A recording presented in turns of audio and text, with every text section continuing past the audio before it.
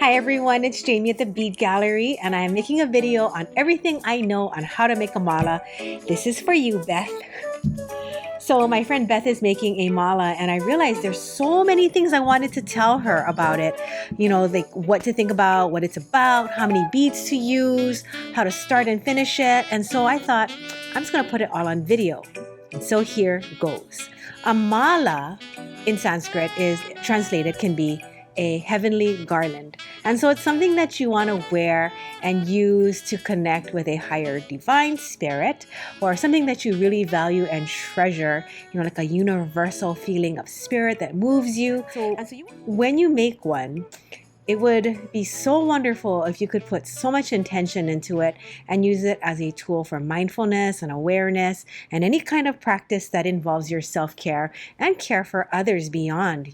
So it's a very compassion building exercise and something you can wear with a lot of love. When you make your mala, the first thing you want to think about is, what kind of beads do you want on there?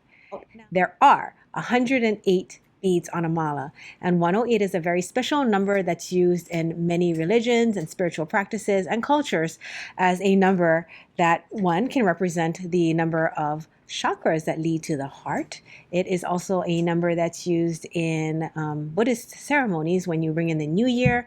108 is, oh my gosh, it's such a significant number that if you just Google it, you can go on with this list, and I'll go on with the mala making.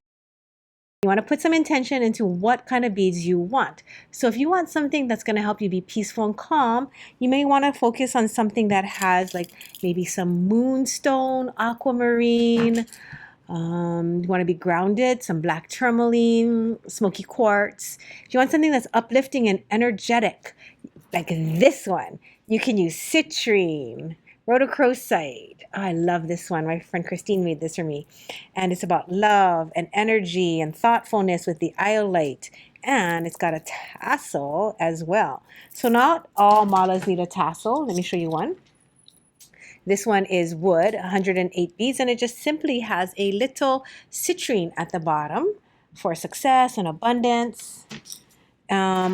This mala has gemstones in a row. So again, no tassel. I do love the tassel. So some of the samples I'm going to show you today have tassels. When you're deciding to make your mala, you're going to pick out all your beads. And a tool that is very handy is this. This is like our mala bead board because it's long enough to make a long necklace and fit 108 beads. We do recommend it because if you're laying something out that has multiple beads, it is easier to track your pattern than to just pull from bags or piles of beads. It's easier to miscount when you're doing 108. A lot of people ask us, is the 108 including the focal bead at the bottom? We do ours where the focal bead is separate. So this is your guru bead, guru for teacher. So your teacher bead is, if you're using this for meditative purposes, you basically are going to be using it to count as you go around, and you can use it to do mantra work as you're chanting, set your intentions for each one, and then when you come back to your restart, that would be your guru bead right here. So you can do 108 beads, and your guru bead can be the teacher reset bead right here. So that's like I want to call it the extra bead, but it's the bead after 108. I don't know what intentions you have when you're putting into it, but you can also use numerology or counts of numbers if you like when you're doing your pattern. One of the easiest ways is just to say, I'm going to use 108 beads. So I have this little chart. This pattern, there's 6 different kinds of beads, 18 of each kind, and you would repeat it 1, 2, 3, 4, 5, 6, 1, 2, 3, 4, 5, 6. This is like one of the easiest patterns. Well, the easiest would be if it's all the same, and I put spacers in between. Another common question is, do these spacers count as beads? If you don't want it to, no. But I'll show you one where it does count. Here, this one. In this mala, we used little spacer beads in between the moonstone, and we did count each of them. So if you're going to do 108 beads, there are 108 including these brass spacers. But in something like this, The spacers were not included in the count, and we're using them to set off and highlight certain sections and also to highlight the peridot here. So you don't have to count your spacer beads unless you deliberately want to.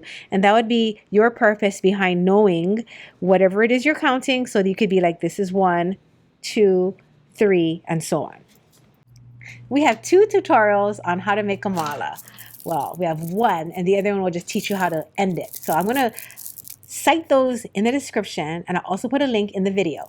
So the first one, the mala making video, we have a little, what's called a bead tip right here. So let me put it in the camera. On this particular mala, we have a bead tip that you start and stop in. So I took a nylon thread and made a knot, and then you pull it through the bead tip, up through your guru bead, and then you come around and back down into your guru bead, and you'd make a knot with both threads, finishing here. Here's your termination right here in your bead tip.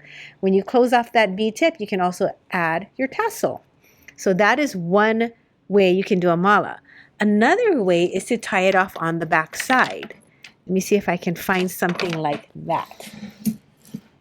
Another way you can make your mala is to start at the end, come all the way around, put your tassel and everything on, and come all the way back up and tie a square knot to end it. So we do have a video for this as well. This is a very easy way of finishing it off where you don't need any extra findings. So what kind of thread do you want to use on your mala? One of the threads that I like to bead on is a nylon. This is a Griffin nylon bead cord that comes wrapped on this card. And it's approximately the same gauge as 18 gauge wire.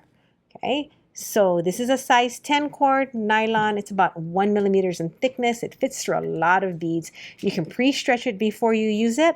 The only downside to this, it is a finished length. So if you are doing a large bead mala, the kind that might come down to your belly button with larger beads, you may run out of this thread if you're knotting in between each one. Oh, which reminds me about knotting. You don't have to knot between each bead if you don't want to. You can knot. I'll show you a sample.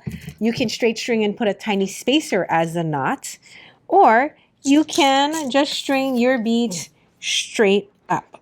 Okay, let me show you those. This is a sample where it's knotted in between.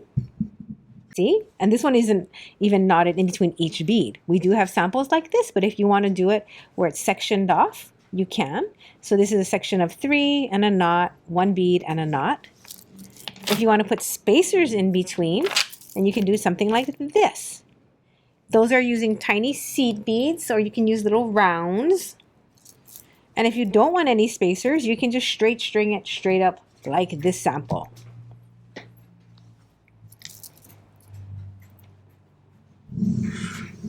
Now let me go back to the threads. One of my favorite cords to use is this nylon. So this is a number 10 nylon. And it's equivalent to about a 1 millimeter thread or about an 18 gauge wire. So if that fits through your beads, then you can use this nylon. One of the pitfalls of using a pre-measured nylon that does have a needle is that it does run out. It's perfect if you're going to be using it on 8 millimeter beads, 6 millimeter beads. You will have enough to do a knotted necklace, but if you want to knot a 10 millimeter bead necklace, this will not be enough. We tried. So in that situation, you want to move to a thread that's maybe on a bobbin like this Supermac, because this is equivalent to about a 20 gauge wire, 22 gauge. So the Supermac is about a 22 gauge wire. So it does fit a lot of beads. The only problem is that there is no needle. So it's hard to get into smaller, tighter holes like a pearl. Also, when you're using a bead tip at the end for your stop and start, like on this particular one, the bead tip is where you're hiding the knot. If you're using a bead tip, a lot of the bead tip holes do not fit the threads twice. So you may have to take a a reamer or a burr and make that hole a little bit bigger, or just get a larger bead tip. Oh, knotting. So if you would like to knot, we do have a video called Knotting with Jamie. It's a tutorial on YouTube, so you can also refer to that if you feel like you want to do something with knots. Knots are wonderful to seal the deal, to really put that intention and promises that you're making and feel like they're locked in as you're doing your knotting. I think it's a very meditative process. So if you want to knot, I would say go for it.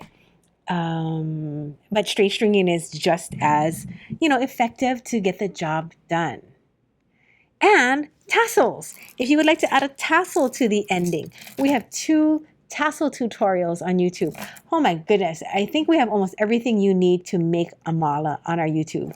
So I will also link that on the bottom. This is going to be the most linked up video that we've ever put out. It's going to have links to everything so you can make a mala. Now, if you have any questions, comment, text us. I'll put all of that information. You can email us. If you need help choosing beads for your mala, that's where we are, your team. We can totally help you pick your beads out. But as you can see, you can do a mala that terminates in the front. You can do a mala that terminates in the back. You can do a mala with beads on the front and a tassel, or no beads on the front, just a tassel, or no tassel, just beads. And I do have some different patterns to inspire you with. This is the easiest again. So this is 6 kinds of beads repeated 18 times.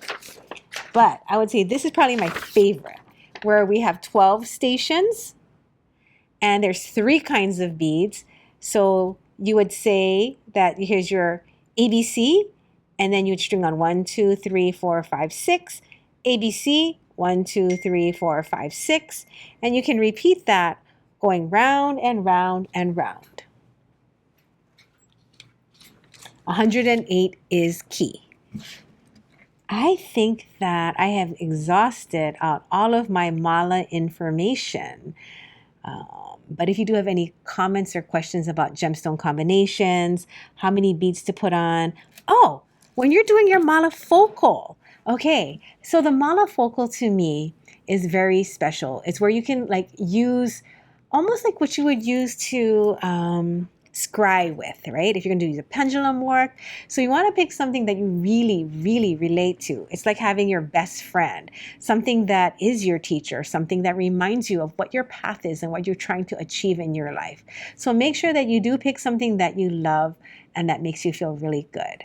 So good luck on making your mala. We are here for you.